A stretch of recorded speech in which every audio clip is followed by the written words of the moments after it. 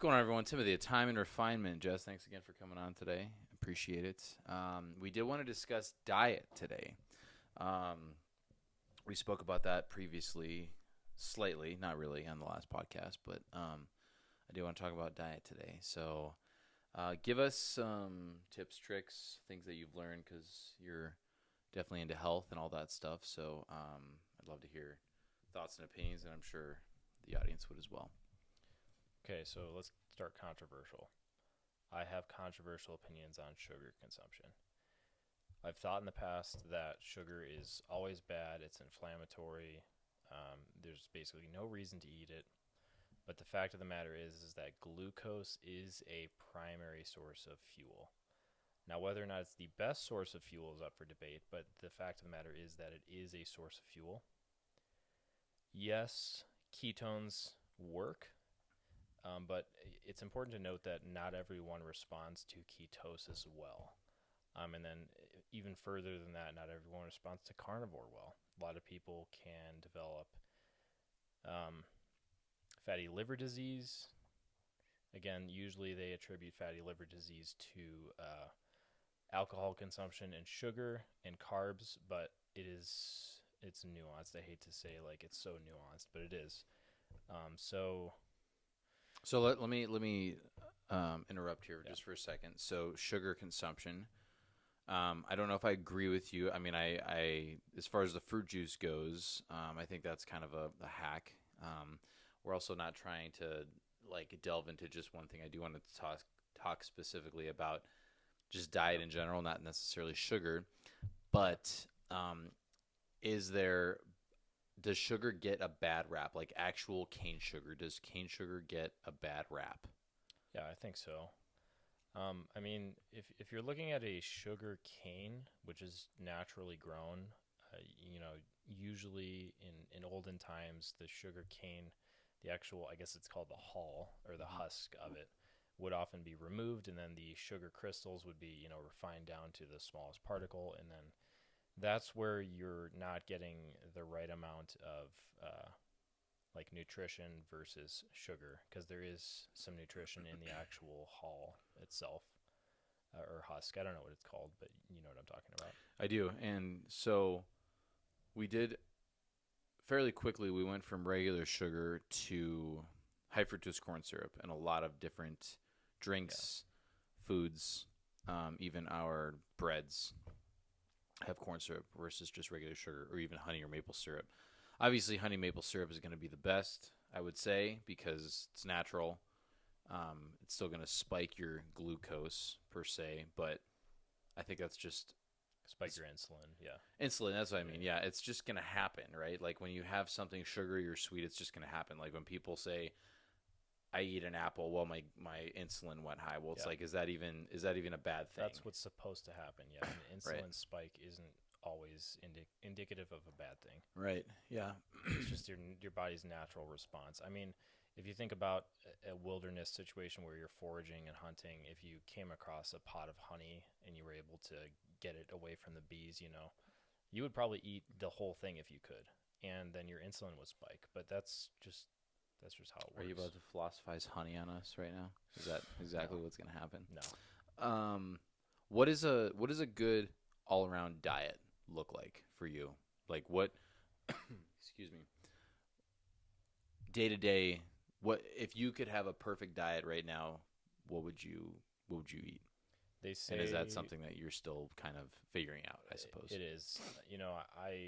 I have more controversial takes about diet, which go into worldview actually more specifically. But diet is weird because it's just case dependent, as it always is. Mm-hmm. Some people respond correctly; they respond to certain diets better than others. Ultimately, there are vegans that don't have nutrient deficiencies, but some people cannot handle veganism. Mm-hmm. I did fruit only Yep. for like 3.5 months or 4 months or something like this. I was totally fine. Of course, I lost a little bit of weight, but I didn't notice any other side effects just from fruit only. I did fruit juices, coconut water, and coconut milk, and I was fine. Mm-hmm. Of course, I didn't stretch that out to a year. That would have been like the defining So you factor, aren't I getting guess. any But protein really with that. No, Interesting. no. There's controversy on protein too. Some people say that because your body actually doesn't even use the protein, it uses the building blocks of protein, which are amino acids. Mm. So after your body breaks down the protein, then it actually uses those things, which are amino acids. And Mm. a lot of people say that you can function off of amino acids, which is why some people do well on the fruit diet, because you're just getting those amino acids, not the protein.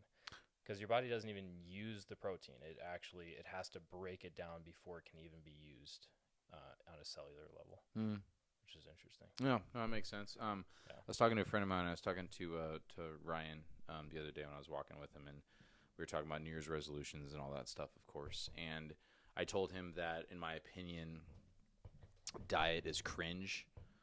Diets are just cringe, in my opinion, because people want to go on a diet and then just expect to immediately go back to their lifestyle, what they were eating before. So I don't think you should look at it as a diet. I think you should look at it more as maybe you're trying to cut something out of your diet. Cut a food out to where maybe it's making you inflamed or making you sick or something. I understand that. But as far as like a Whole30 or a keto diet, the idea is to do it and then go right back to what you're eating before, which makes no sense to me. So I feel like should be more of a lifestyle thing. Yeah. So with that being said, I feel like everybody knows what they're supposed to eat and drink. It's just a matter of getting it and just being disciplined and actually like maybe cooking your food instead of just eating out every day, every other day, right? Because you can technically cook cheaper than what you can actually go out to eat. Yeah. So sugar, interesting. How about carbohydrates? What do you think about carbohydrates? Like rice, bread. What is our grain looking like?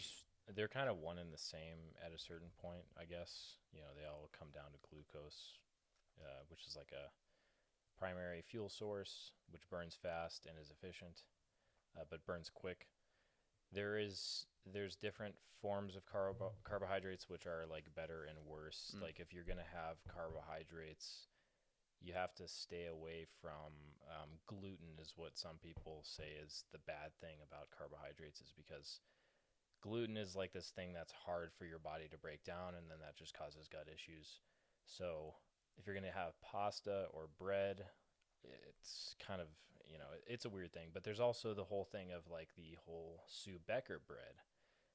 She's an interesting lady who created this new, not philosophy, but this new diet based on bread consumption. But she has a certain way to create the gluten, and I'm not going to even claim to understand it. I don't. But she claims that gluten is actually good if handled correctly, again, which is, kind of how everything is. If it's handled right. I mean, not to interrupt you totally, but I would agree with that, because there's a reason why in Europe, and even talking to Masha last night, actually, she said you can get Ukrainian flour, and she has no problem with it whatsoever. And she's very, very, Hashimoto's, all that stuff. So she's got a lot of issues regarding bread and gluten and all that stuff. So it's interesting that she has no problem with that flour. We have a local Italian restaurant here, and they import all of their flour. They make their pasta Dynamite in-house, and every time I eat there, I feel great. And so I eat a lot of the bread and pasta there, and I feel completely fine. So again, even the bread is clean. It seems like gluten. It seems like gluten is, it's that nuanced meme. The guy drinking wine. It's so nuanced. Actually, it's more nuanced than you think. Last thing. Coffee. What do we think about coffee? My take, real quick.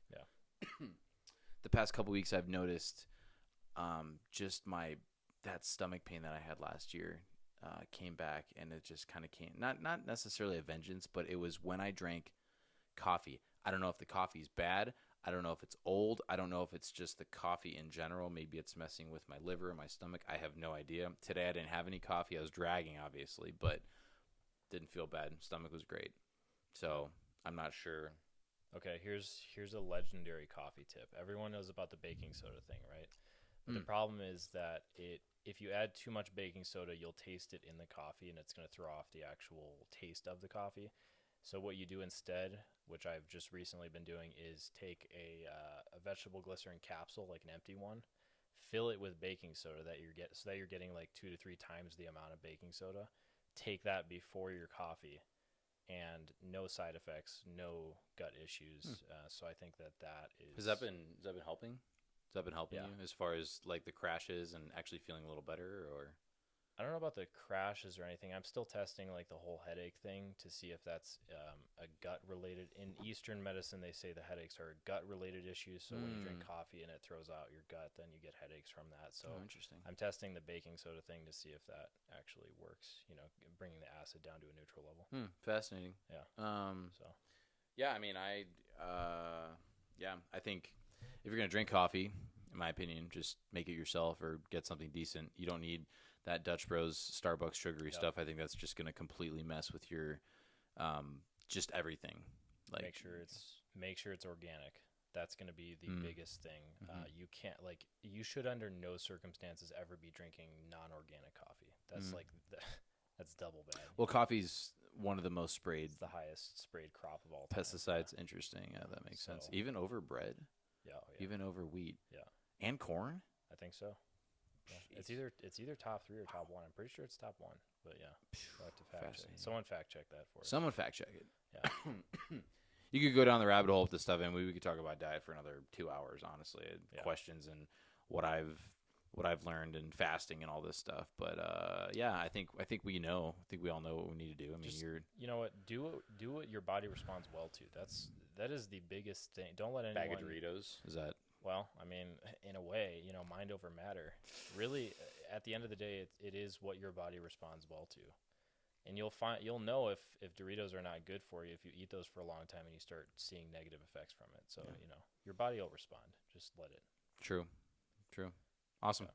Well, appreciate you coming on, Jess. Quick episode as always. Seems like it always goes by super fast, but thanks for coming on and giving your opinions, and always appreciate it. Thanks for absolutely. You guys know what to do. Health wise, diet wise, just do what feels good. Like, well, that's not what I mean. With reason, yeah. Within reason. But there's a reason why we're so sick and we're always tired and we're always agitated. I mean, there's a reason for that. It's obviously we need to talk about sleep eventually too. I want to get on that topic, but lack of sleep, major caffeine. We're dehydrated. And we're eating garbage food. No wonder we're always upset and overweight and just don't want to deal with life, in my opinion, because this has happened in my own life. If I get sleep and I eat decent, I feel a bazillion times better. I don't know if that's you either, but I mean that's my take. So sleep is huge, honestly. Sleep is make or break for me. It's over diet, and people scientists agree with this too. Sleep trumps everything. So trumps. No, we're not getting into politics. No. Anyway, appreciate you guys. Love you and cherish you. Thanks for coming on. This is podcast episode number 3. We're already on the 3rd one. Again, we're going to be getting some another camera here, so we'll be actually having 2 cameras going on, which will be really, really nice. I'm going to get the same phone. We're going to hook everything up, so everything will look really nice instead of, again, kind of jamming everything in the middle. So, again, appreciate you guys with all the support. Really looking forward to this year. Content coming out, people we're going to have on the podcast. Really looking forward to it. So, again, thanks, Jess. Appreciate it. And I'll catch you guys in the next episode. Cheers.